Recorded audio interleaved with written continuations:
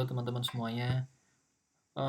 Karena tadi aku mau ngucapin makasih banyak buat teman-teman yang tadi udah join buat face to face one on one. Mohon maaf karena tadi agak keputus. Jadi aku memutuskan untuk membuatkan satu video ini buat panduan atau materi pertama yang bisa dipakai teman-teman untuk memulai apa dulu sih yang bisa dimulai teman-teman buat masuk ke produk digital ini. Nah, salah satu yang paling penting adalah banyak yang teman-teman pemula di sini yang nanya, sebenarnya roadmap atau step by step-nya itu seperti apa sih, Mas?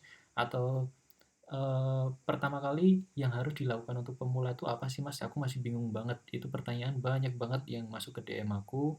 Kemudian banyak banget yang juga komen-komen gimana cara memulainya karena banyak teman-teman itu yang udah buat produk digitalnya seperti ini, tapi mereka bingung harus mulai dari mana. Apakah dari konten dulu, ataukah dari produknya dulu. Nah, satu hal yang perlu dipahami oleh teman-teman adalah banyak pemula itu yang tiba-tiba mau bikin produk digital. Yang tiba-tiba mereka langsung pengen buat produk digital, langsung pengen jual, dan langsung tiba-tiba dapat cuan. Enggak, ini salah banget. Bisa, tapi biasanya mereka itu bakal nggak laku produknya. Karena ada beberapa step yang menurutku dan sudah aku praktekin, ini benar-benar riskan banget kalau teman-teman acak mainnya. Dan kalau teman-teman ikuti step by step, level per levelnya, teman-teman bisa paham. Karena menurutku yang paling penting di sini itu sebenarnya mindset teman-teman sih. Kalau misal teman-teman udah nganggep ini aja pengen cepet dapetin income ataupun apapun, ini salah banget. Padahal di sini tuh ada proses yang panjang. Tapi kalau misal teman-teman paham metodenya, paham polanya, ini bisa kita persingkat dengan beberapa metode dan pola yang kita pahami sesuai dengan algoritma.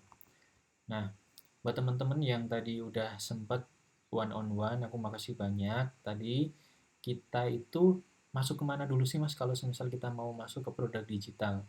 Nah, yang paling penting adalah kita harus menentukan niche dulu gitu. Makanya teman-teman kalau lihat beberapa akun itu, kenapa harus bikin akun baru, karena biasanya algoritmanya itu masih fresh, itu lebih gampang untuk membuat akun baru dibanding mengembangkan akun lama yang niche-nya itu udah terlalu campur-campur.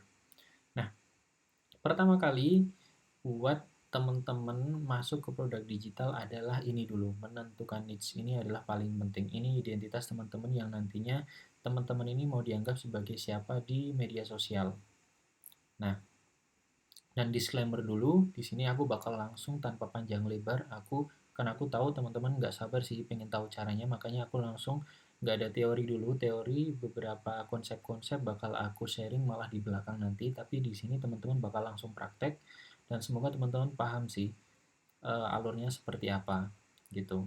Agak kebalikan, kalau mungkin mentor yang lain teman-teman dapetin teori dulu baru praktek, kalau ini kita praktek dulu, baru kita memahami teori yang sudah dijalankan, gitu. Jadi niche itu apa sih? Jadi kalau buat aku, niche itu sebenarnya jembatan teman-teman yang mau jualan produk digital.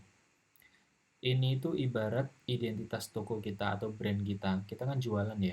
Nah, jualan ini tuh termasuk brand ataupun identitas kita. Saat orang itu mampir ke sosial media kita lewat ataupun kita punya toko lah, pasti ada attention yang membuat mereka itu tertarik dengan toko kita ataupun rumah kita. Nah, gimana sih cara menarik orang biar mau beli produk kita? Salah satunya dengan niche, dan ini adalah salah satu jembatannya. Aku jelasin satu-satu ya teman-teman ya. Ini aku tadi udah nyicil buat. Oke. Jadi niche itu apa sih gitu? Nah, niche itu sebenarnya adalah spesifik topik, spesifik topik yang kita pakai untuk melabeli entah itu branding produk ataupun konten. Tapi kalau di sini aku berbicara mengenai akun gitu. Niche itu tuh dari mana sih sebenarnya? Nah, niche itu bisa dari yang namanya, bentar, nah aku tanya dulu. Kita bisa dapat niche itu dari yang namanya pengalaman. Pengalaman teman-teman semuanya itu apa sih sebenarnya? Apakah teman-teman pernah jualan KFC mungkin, teman-teman bertani mungkin, atau kayak tadi Mas Dian ya, Mas Dian itu ada bertani, beternak, atau arsitek. Nah, terus ada Mbak Ana itu ternyata saya baru tahu juga beliau ini ternyata guru PAUD yang punya skill untuk membuat edukasi anak. Dia udah punya beberapa worksheet yang menurutku juga kayaknya oke.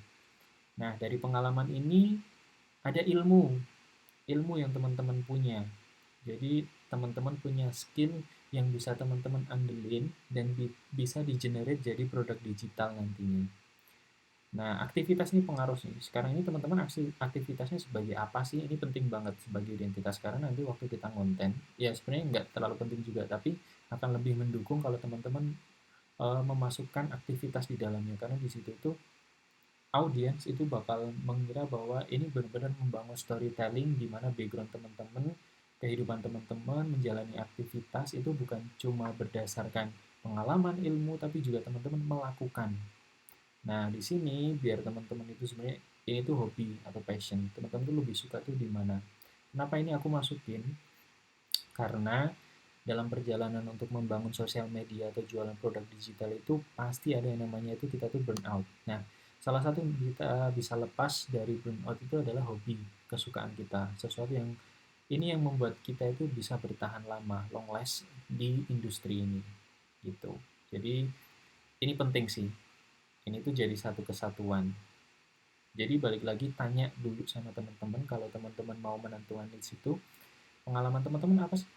Dari pengalaman itu teman-teman punya ilmu apa sih atau skill apa? Lah teman-teman sekarang lagi melakukan apa? Nah, teman-teman suka atau enggak sama kegiatan itu? Nah, itu. Nah, setelahnya saat membuat niche itu tuh ada beberapa unsur yang penting buat aku dan selalu aku pegang. Yang pertama adalah gimana caranya kita itu bisa jujur. Jujur artinya kita itu memang melakukan hal tersebut kan nggak mungkin kita bikin panduan atau produk digital tapi malah kita nggak paham sama entah itu produknya ataupun skill gitu kan. Nah itu yang bahaya. Jadi kejujuran ini penting banget. Teman-teman lagi melakukan apa jangan sampai teman-teman itu bikin panduan resep KFC tapi ternyata teman-teman itu nggak punya basicnya atau nggak tahu. Boleh secara affiliate untuk tapi untuk menarik atau mengundang atensi dari audiens itu agak lebih susah karena teman-teman bukan expert di bidang itu. Makanya teman-teman harus jujur, teman-teman ini sebenarnya expert di bidang apa. Habis itu teman-teman bisa memutuskan dari beberapa skill. Aku yakin teman-teman punya beberapa skill pengalaman yang bikin teman-teman itu bingung. Makanya teman-teman harus memutuskan itu paling nggak satu atau dua. Dari satu atau dua itu dikurasi dan jadi niche utama teman-teman. Aku share kayak gini biar teman-teman tahu cara step by step-nya untuk menentukan niche. Jadi suatu saat teman-teman mau merubah niche atau membangun akun baru, teman-teman udah paham cara risetnya seperti apa. Habis itu udah kita eksekusi. Dan sekarang kita bakal coba riset. Riset cara membuat niche yang benar itu sebenarnya seperti apa sih, kita bakal riset berdasarkan bukan hanya persepsi teman-teman. Ini kan masih persepsi teman-teman ya, dari pengalaman, dari ini. Nah, kita bakal riset dari secara audiens yang benar-benar real dan dibutuhin solusinya oleh audiens kita. Nah, jangan lupa juga step by step ini nggak bisa langsung loncat-loncat karena ini nanti bakal berurutan teman-teman. Dari menentukan niche ini, teman-teman bakal dapetin konten pilar, bakal dapetin optimasi bio. Dari optimasi bio ini teman-teman tahu arah kontennya kemana, jadi teman-teman bisa ngerti nih. Kalau udah kontennya dipercaya, kemudian teman-teman ada yang nanya, oh aku mau dong kak, ada yang nanyain teman-teman baru bikin produknya. Itu alurnya seperti itu. Oke, langsung aja cara menentukan niche dengan atau strategi yang aku pakai adalah yang pertama itu kita bagi niche itu jadi 3 level. Level 1, level 2, dan juga level 3. Nah, level 1 ini tuh berisi industri teman-teman. Jadi industri apa sih yang teman-teman itu sebenarnya mau masuk untuk identitas akun teman-teman. Misal ya, di sini aku ketik karena tadi aku udah sempat masuk ya. Aku ketik di sini dan backgroundku juga sebenarnya megang akun juga pertanian, jadi aku isi di sini pertanian. Sorry. Industri apa sih teman-teman di level 1 ini yang teman-teman mau masuk? Ada tadi mungkin pertanian, kemudian ada juga yang namanya peternakan, atau kayak Kak Ana tadi, semisal ada juga edukasi anak. Ini masih general banget, luas banget. Fungsinya kita leveling ini adalah nantinya untuk pilar konten, teman-teman. Dan ini penting banget. Nah, di level 1 ini ada industri. Industri yang aku ambil contohnya, ini contoh tapi nanti bisa disesuaikan sama teman-teman, yang penting teman-teman tahu alurnya. Pertanian. Nah, spesifik topiknya yang aku ambil adalah pertanian cabai. Nah, ini contohnya. Nah, ini udah agak mulai mengerucut, teman-teman. Dari pertanian industrinya, spesifik topiknya itu apa sih yang teman-teman sukai, teman-teman lakukan, ilmu teman-teman ada ilmunya, dan teman-teman punya pengalaman. Nah, fokusnya di pertanian cabai. Nah, goalnya apa sih di level 3 ini, teman-teman? Teman-teman itu sebenarnya mau apa sih? Gitu kan. Nah, kita turunin lagi nih. Goalnya adalah kalau di tempatku membantu petani cabai pemula untuk mendapatkan hasil yang optimal dan bebas dari gagal panen. Nah, kalau teman-teman udah bener, cara ini harus ditulis dan jadi patokan teman-teman buat di save, karena ini nanti akan menentukan konten pilar. Jadi, kenapa aku bagi 3? Karena biasanya ada konten kreator itu yang bikin konten, itu tuh satu konten tapi niche-nya campur-campur. Kalau teman-teman personal brandingnya itu udah kebentuk, biasanya itu mudah. Tapi buat pemula yang belum punya branding, itu nggak akan pernah berkembang karena algoritmanya acak. Itu menurut pengalamanku ya, teman-teman ya. Nah, makanya dengan adanya fungsi ini, teman-teman bisa membahas nantinya untuk konten teman-teman itu jadi nggak monoton, tetap variatif, tapi masih di satu garis lurus. Misal minggu ini teman-teman ngomongin mengenai pertanian, bisa mental petaninya, bisa mengenai industri pertaniannya gitu. Kemudian turun lagi nih teman-teman sebagai ekspertis atau orang yang berpengalaman dalam pertanian cabai, penyakitnya ataupun manajemen keuangannya itu diturunkan lagi. Goalnya adalah kita kan pengen membantu petani cabai pemula. Nah, petani cabai pemula ini fungsinya nantinya biar mereka itu bisa mampir ke konten kita. Goalnya adalah mereka mampir ke konten kita dengan pembahasan ini. Jadi nggak monoton, tapi juga nggak melebar, teman-teman. Nah, ini udah menentukan niche-nya, teman-teman harus catat baik-baik. Teman-teman industrinya apa, spesifik topiknya apa, goalnya apa. Nggak apa-apa. Kalau misal teman-teman masih bingung, tulis aja yang teman-teman benar-benar ahli di bidang itu, pengalaman, ilmu, aktivitas, tulis aja. Mau itu kira-kira laku atau enggak, ya mending ditulis aja, tapi teman-teman suka di bidang itu. Masalah nanti diterima market atau enggak, kita bakal balik lagi ke sini. Kita nanti bakal riset bareng-bareng. Cara risetnya seperti apa sih gitu. Yang teman-teman butuhin buat menentukan niche ini adalah teman-teman butuh yang namanya ChatGPT. Yang kedua, teman-teman butuh yang namanya YouTube. Nah, ini yang tadi ternyata banyak yang salah sangka sih, teman-teman. Oke. Nah, ini aku tadi lupa. Dari semua aktivitas, ilmu, dan juga hobi, teman-teman ini apa sih solusi yang bisa teman-teman tawarkan yang dibutuhkan oleh orang, kemudian orang rela beli jadi uang yang masuk nantinya ke kita gitu. Oke, kita bakal langsung, ini kan kita udah leveling ya, leveling niche kita itu di mana. Contohnya yang aku kasih adalah pertanian. Kita bakal masuk ke ChatGPT, teman-teman. Oke, nah ini udah aku masukin tadi karena tadi keputus, jadi sekalian ya. Level 1 pertanian, level 2-nya adalah pertanian cabai. Kemudian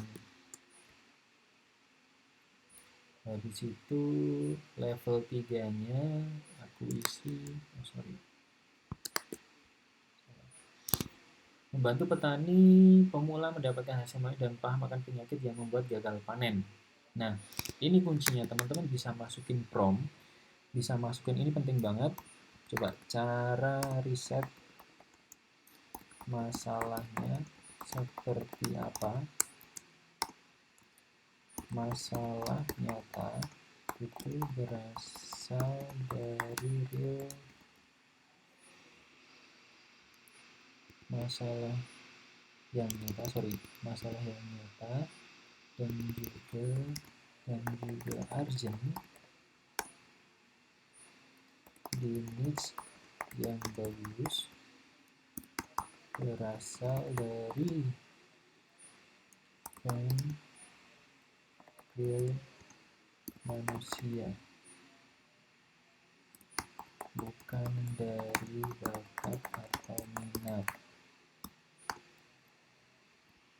Orang rela bayar buat solusi menyelesaikan masalah mereka. Ada tekanan dan juga target emosional atau tekanan emosi. Sini contohnya, kita kasih contoh ini untuk perumpamaan agar ChatGPT ini paham. Bukan belajar desain, tapi desain konten cepat 10 menit semisal, biar bisa jualan tiap hari. Ini tuh sebenarnya kalau masih ada typo atau apapun, tapi aku main cepet aja ya teman-teman ya. Contoh ini tuh gambaran biar mereka itu paham rumus yang kita pakai sebenarnya. Oke, kita bisa enter teman-teman. Nah, setelah di enter, nah ini panggilan bro itu udah aku setting semua sih. Udah aku setting ChatGPT-nya. Ini bakal muncul beberapa kayak yang harus dicari real pain point-nya tuh apa sih gitu kan. Oke, fokus lihat masalah nyatanya paling urgent di dunia pertanian itu penyakit, ada masalah. Teman-teman baca aja dulu, pahami dulu busuk buah, harga jatuh panen. Nah, ini juga jadi masalah juga buat petani. Irigasi.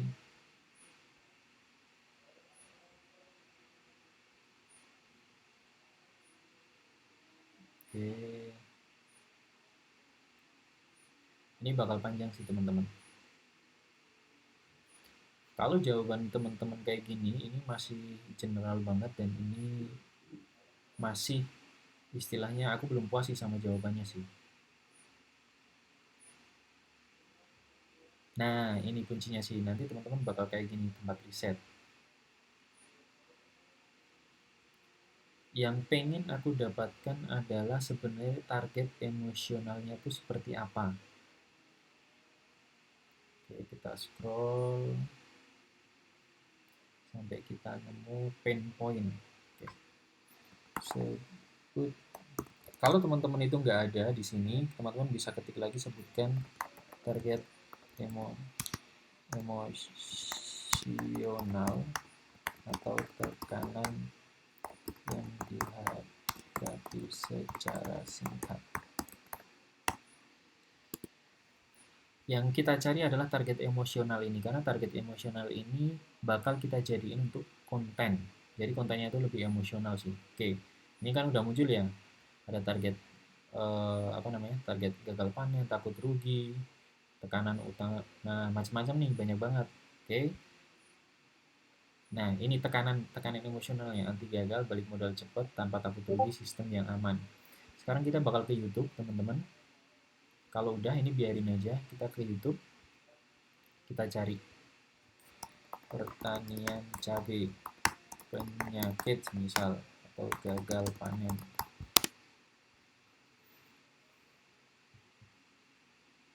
Nah, ini kan banyak nih. Biasanya aku bakal pakai yang komentarnya itu paling banyak. Ini 1 juta nih, 1 juta lumayan sih. Oke, aku bakal pilih salah satu. Teman-teman bisa pilih salah satu dari YouTube ini.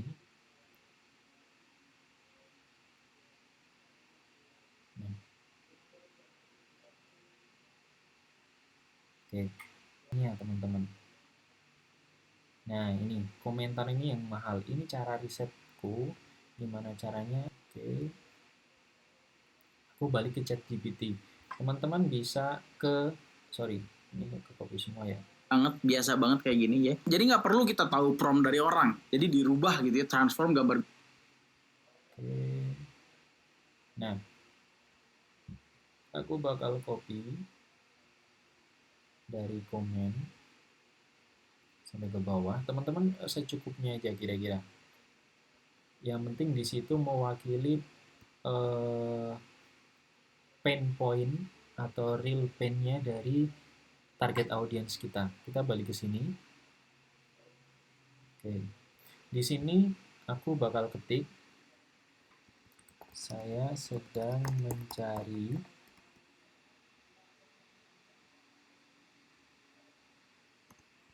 pain point utama, pain point dari para petani cabai pemula. Buatkan dalam bentuk tabel dari hasil komen YouTube di bawah ini. Oke, aku sambil jelasin ya. Di copy. Ini kan udah ya, kita enter.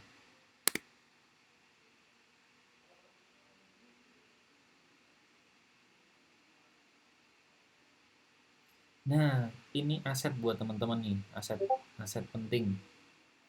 Nah, kita kan udah ketemu nih. Ini benar-benar menurut gue udah bagus sih teman-teman. Tuh ke-trigger sama konten-konten kita atau solusi yang kita tawarkan. Ini adalah peluang produk yang bisa kita jual. Yang ini pain point tersiratnya, yang kita itu kadang nggak pernah tahu atau terlewat. Ini sumber komentarnya. Ini mahal banget teman-teman. Nah, kalau udah kayak gini, kita masuk ke step yang lain. Tapi yang kenapa sih mas? Kalau tadi kan ada beberapa yang nanya, kenapa bukan linknya mas gitu kan? Kenapa harus dari komen? Karena menurutku secara pribadi, aku kan mau riset nih. Berarti riset itu hasil nyata dari audiensku. Apa sih masalah mereka? Apa sih tekanan emosi mereka? Apa sih peluang yang bisa kau ambil? Nah, riset ini itu kan berdasarkan yang komen di YouTube itu kan manusia ya, nggak mungkin AI. Yang komen di YouTube itu manusia. Jadi hasilnya juga real kan? Pasti real karena itu dibuat oleh manusia dan jelas teman-teman. Dan itu aset mahal. Cara simpel kita orang bodoh kayak aku ini buat riset. Apalagi buat pemula gitu kan. Nah, dari sini teman-teman bisa screenshot. Oke, ini tabel. Yang menurutku ini mahal banget sih, karena udah cukup jelas. Capek kerja fisik, rasa tidak percaya diri, iri. Ini tuh tekanan emosional bisa kita mainin buat nge-trigger buat ini loh, kalian tuh butuh ini produknya. Jadi mengingatkan orang untuk reminder bahwa aku tuh punya solusi buat kalian. Ini produknya gitu. Oke, kita masukin screenshot ini. Foto.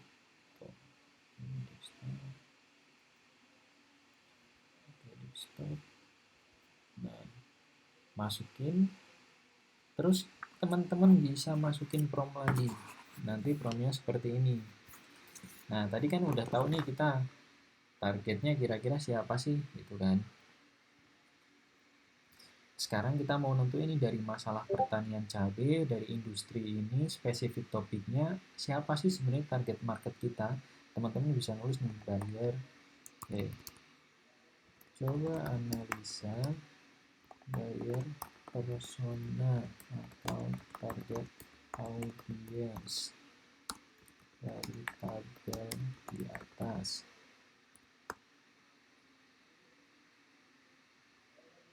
Buat secara mendetail. Ini aku typo nggak apa-apa ya teman-teman, kebiasaanku soalnya. Oke, ketik aja langsung buyer persona target. Udah.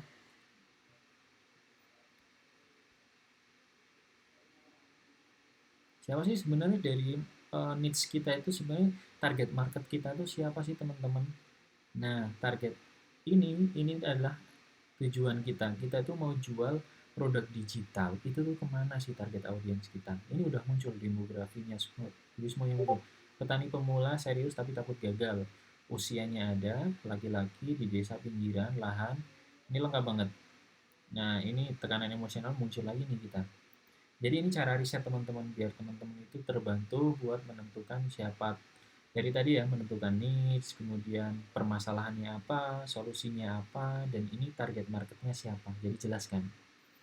Oke, kita masukin lagi kalau udah dapat. Ini teman-teman bisa tulis satu-satu nanti dibaca. Aku masukin lagi screenshot yang tadi.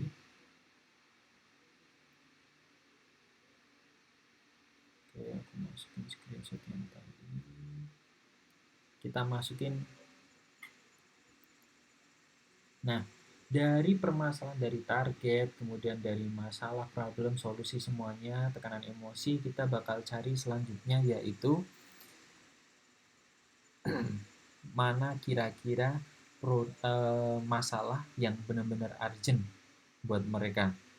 Jadi teman-teman bisa langsung ketik selanjutnya dari masalah ini mana yang kira-kira orang cuma butuh butuh sekedar cuma butuh sekedar butuh sama sih sebenarnya ya, tapi aku perjelas, dan mana yang memang mau atau rela membayar solusi dari masalah masalah mereka karena saya mau bikin produk digital. Nah, aku jelasin ya. Kenapa sih kita harus memetakan kayak gini? Karena ini buat menentukan tadi yang aku bilang, dari niche ini kita bisa menentukan mana winning product. Teman-teman mungkin bisa tahu ya kira-kira produk apa sih yang bakal laku. Kadang teman-teman bikin produk itu mereka asal buat, akhirnya ya udah orang itu cuma ngelihat aja karena mereka tahu mereka butuh tapi nggak urgent. Nah, di sisi sini dengan tujuan memetakan sini kita itu bikin urgensi, produk apa sih yang benar-benar mereka itu selain butuh mereka mau rela bayar saat itu juga gitu. Itu maksudnya seperti itu. Kita klik.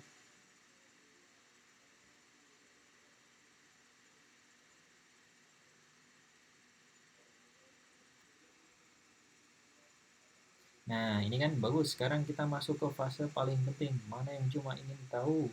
Ini biasanya sih pemula yang nggak ada duit sih. Mana yang butuh? Butuh ini semi-semi lah. Mereka mau mana yang rela bayar lah. Ini udah loyal banget.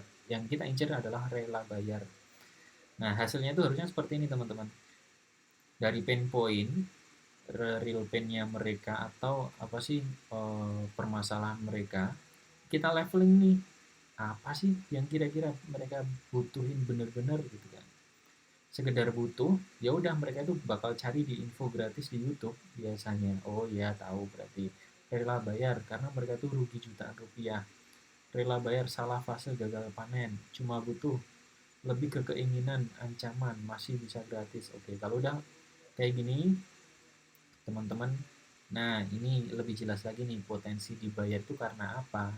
Mereka itu sudah, karena mereka udah keluar modal tidak mau ulang kegagalan. Itu mereka itu berarti kegagalan real point tani itu sebenarnya.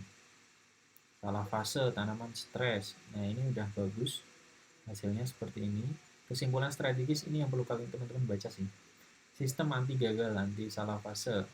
Kalau kamu mau bikin produk digital yang laku, berarti, nah ini kesimpulan teman-teman sih. Resultnya adalah bukan yang belajar cabai untuk pemula, tapi sistem anti gagal panen cabai selama 90 hari untuk pemula bermodal terbatas. Kenapa ada modal terbatas? Karena di awal mereka udah gagal, udah mengalami fase yang salah, makanya modal mereka bisa jadi mereka tipe orang yang nggak mau gagal karena modalnya udah terbatas atau modalnya udah habis. Ini bagus sih. Insight penting coba dibaca nih. Menghindari kerugian resiko. Nah, ini belum selesai. Ini masih ada lagi satu prompt yang harus kita masukin, teman-teman.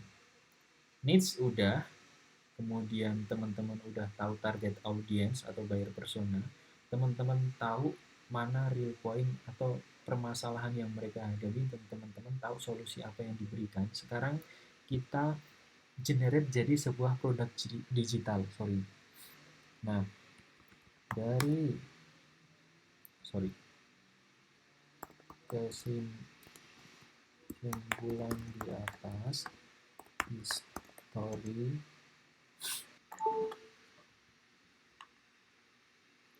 Nah, muncul kan teman-teman?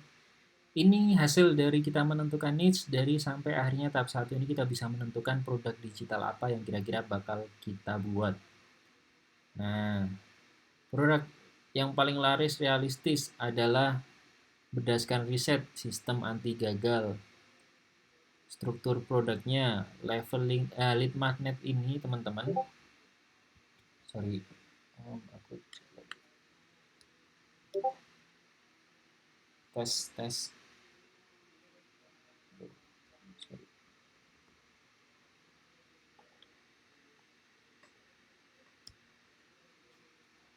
Nah, sorry aku masukin baterai dulu.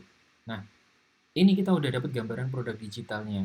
Pertama kali buat memancing para audiens, teman-teman tuh perlu yang namanya lead magnet atau gratis. Ini tuh buat orang-orang, yakin deh kalau teman-teman bikin produk yang langsung gongnya, itu sayang banget. Jadi ini udah bener banget dengan prompt yang tadi, teman-teman udah bisa bikin produk digital apa sih yang dibutuhin dari permasalahan tadi. Ini step by stepnya yang bener teman-teman.